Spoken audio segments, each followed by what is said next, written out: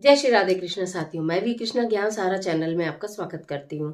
कैसे हैं आप? आपके अच्छे स्वास्थ्य और सुखद जीवन की मंगल कामना करती हूँ। आपके और अपने इष्ट देवों को कोटि कोटि नमन करते हुए, बड़ों को प्रणाम करते हुए वीडियो प्रारंभ करते हैं। साथियों, आज बात कर लेते हैं पौष पूर्णिमा की और शाकंभरी जयंती के अद्भुत संयोग में जो पौष पूर्णिमा आ रही है, यानी कि 13 जनवरी दिन सोमवार। इस अद्भुत दिन में आप अपनी किस्मत को चमकाने के लिए क्या अद्भुत कार्य करें, आज की वीडियो में यही जानकारी लेकर मैं आपके बीच में।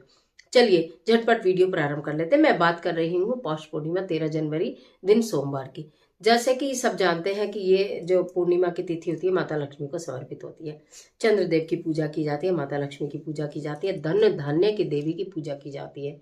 लेकिन आज अद्भुत संयोग क्या मिल रहा है कि शाकंभरी देवी का आज के दिन उद्गम दिवस है।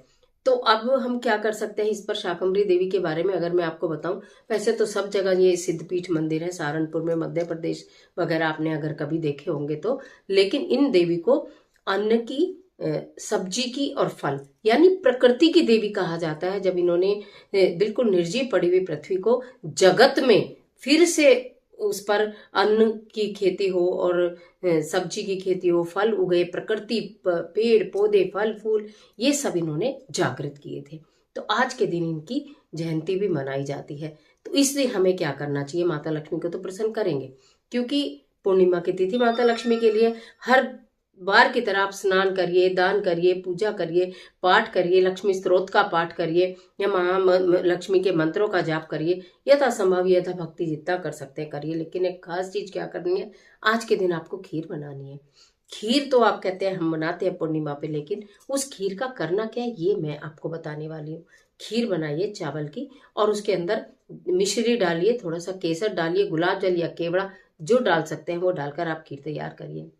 संध्या के समय में 7 महिलाओं को, 7 सुहागन महिलाओं को आपको ये खीर खिलानी है।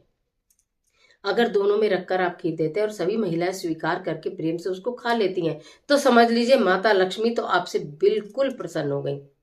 अगर किसी कारण से 7 सुहागन स्त्री ना मिले तो जो भी स्त्री जरूरतमंद मिले आप उसको वो खीर खिला दीजिए।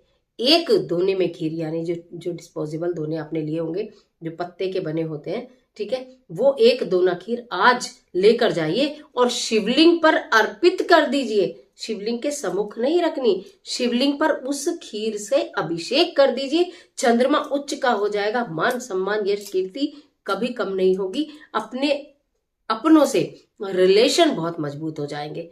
पौष पूर्णिमा का दिन है, शाकंभरी जयंती का दिन है। इस दिन इस कार्य को करने से निश्चित आपका चंद्र उच्च का होगा, माता लक्ष्मी प्रसन्न होगी, भगवान भोलेनाथ की अटूट कृपा आपके ऊपर बरसेगी। खीर भगवान भोलेनाथ पर जो अभिषेक करेंगे वो आप प्रातः भी कर सकते हो, ठीक है। और आपको ऐसा लगता है हम शाम को नहीं कर पाएंगे तो महिलाओं को भी आप प्रातः ही खिला सकते हो, ठीक है। इसके बाद आपको क्या करना है, शाम का भी एक काम करना है। देखिए मैं इस बात, आप मुझे शायद इस रूप में जानते होंगे कि मैं आपको जितने भी उपाय बताती हूँ सब ज्योतिषीय उपाय बताती हूँ, और वो आपके किचन के सामान से या आपके मंदिर में रखे सामान से ही पूर्ण हो जाते हैं। आशाएं पूर्ण करते हैं, आपके कार्य बनते हैं। तो आपको फिर बताया मैंने कि खीर का जो आज उपाय बता रही हूँ वो आपको शिवलिंग पर खीर से अभिषेक करना है। 7 सुहागन स्त्रियों को खीर खिलानी है। एक दोने में खीर लेकर उसमें एक लौंग का जोड़ा रखकर, एक दोने में खीर रखकर उसमें एक लौंग का जोड़ा रखकर और एक सुपारी रखकर, एक लौंग का जोड़ा और एक सुपारी भगवान गणपति के नाम की, वही तो सारा बुद्धि देते हैं ना धन को खर्च करने के लिए।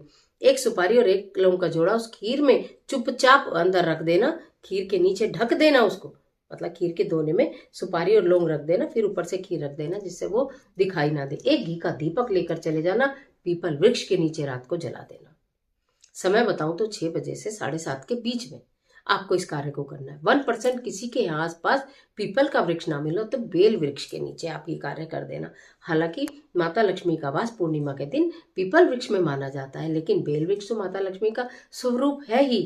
तो ये कार्य आप बेल वृक्ष। अब आप पूछेंगे क्या हम इस कार्य को पीरियड सूतक पातक में कर सकते हैं, तो मैं बोलूंगी कि नहीं, पीरियड सूतक पातक में नहीं करिएगा। माता लक्ष्मी का भोग प्रसाद है, वो आप फिर इस पूर्णिमा पे नहीं कर पाए, अगली किसी पूर्णिमा पर कर लीजिएगा, ठीक है। दूसरी बात यह है कि आपने बोला कि अगर क्या हम बेल वृक्ष हमारे घर में है हम उसके नीचे कर लें, तो मैं सदैव मना करती हूँ कि जो भी आप उपाय करते हैं वो अपने घर के में लगे पेड़ पौधों में मत करा करिए, मंदिर के प्रांगण में लगे हुए वृक्ष के नीचे कर आइए, वहां वाइब्रेशन बहुत प्योर होती है।